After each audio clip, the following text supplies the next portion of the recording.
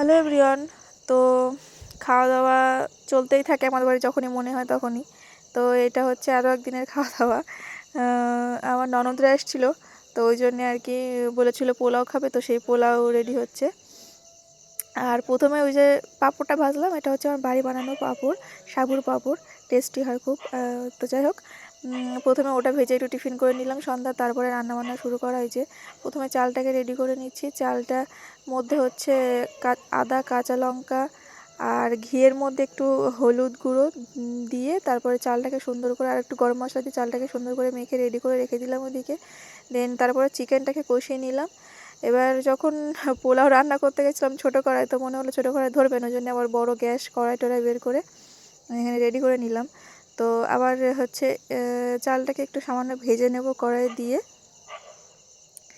দেন একটা পাত্র মেপে চালটা নিলে সুবিধা হয়, তাহলে আর কোয়ান্টিটিটা বোঝা যায় ভালো। তো যাই হোক, যতটা পরিমাণ চাল ততটা পরিমাণ তার ডাবল জল নিতে হবে।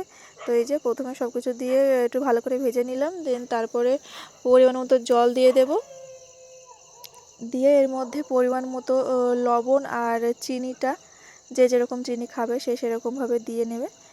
দেন তারপরে এটাকে আর কয়েকটা কাঁচা লঙ্কা এর মধ্যেই এখনই দিয়ে দেবো। এই যে চিনিটা দেওয়া হয়ে গেল। এবার কাঁচা লঙ্কা, এর মধ্যে মা চলে এসছে কাছ থেকে, এসে হচ্ছে কী হচ্ছে এত বড় কড়াই নিয়ে, তাই বললাম যে খাওয়া দাওয়া হবে পোলাও। তো সেটা রেডি হয়েছে। যাই হোক, এর মধ্যে পোলাওটা প্রায় হয়ে এসছে, আর একটুখানি ঢেকে রাখলেই মানে জলটা একদম শুকিয়ে যাবে আর পোলাওটা রেডি হয়ে যাবে। এই যে দেখতে দেখতে পোলাও রেডি। দেন খাওয়া দাওয়া। তো আজকের ভিডিওটি টাটা।